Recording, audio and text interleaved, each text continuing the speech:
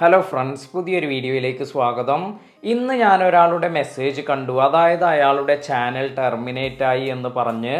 അപ്പോൾ ഒരു ചാനൽ ഉയർത്തിക്കൊണ്ടുവരാനുള്ള കഷ്ടപ്പാടെല്ലാം നമുക്കറിയാം. ഇങ്ങനെ ഒരു ചാനൽ ടെർമിനേറ്റ് ആകുമ്പോൾ അത് എന്തുകൊണ്ടാണ് ചാനൽ ടെർമിനേറ്റ് ആകുന്നത്, ഇങ്ങനെ ടെർമിനേറ്റ് ആയാൽ നമുക്ക് എന്ത് ചെയ്യാൻ സാധിക്കും, ഇതിനെക്കുറിച്ചെല്ലാമാണ് ഇന്നത്തെ വീഡിയോയിൽ പറയുന്നത്.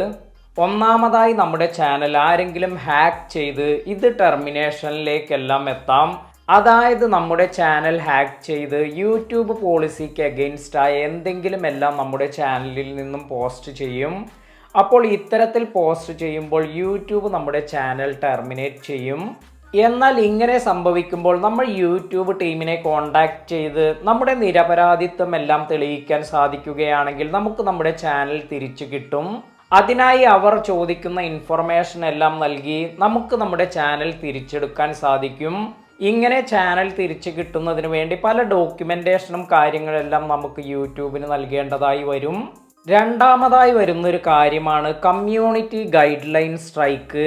ഇതുവഴി നമ്മുടെ ചാനലെല്ലാം ടെർമിനേഷൻ സംഭവിക്കാം. അതായത് നമ്മുടെ ചാനലിൽ എന്തെങ്കിലും കമ്മ്യൂണിറ്റി വയലേറ്റ് ചെയ്തുകൊണ്ട് നമ്മൾ എന്തെങ്കിലും കണ്ടന്റ് എല്ലാം ചെയ്യുമ്പോൾ നമുക്കൊരു സ്ട്രൈക്ക് ലഭിക്കും. അതിനുശേഷം നമുക്ക് വീണ്ടും 3 സ്ട്രൈക്ക് എല്ലാം വരികയാണെങ്കിൽ നമ്മുടെ ചാനൽ ടെർമിനേറ്റ് ആകും. അപ്പോൾ ഇത്തരത്തിലാണ് നേരത്തെ നടന്നിരുന്നത്. എന്നാൽ ഇപ്പോൾ സിവിയർ ആയ എന്തെങ്കിലും വയലേഷൻ എല്ലാം നമ്മുടെ ഭാഗത്ത് നിന്ന് സംഭവിച്ചാൽ യൂട്യൂബ് ഡയറക്റ്റായി നമ്മുടെ ചാനൽ ടെർമിനേറ്റ് ചെയ്യും.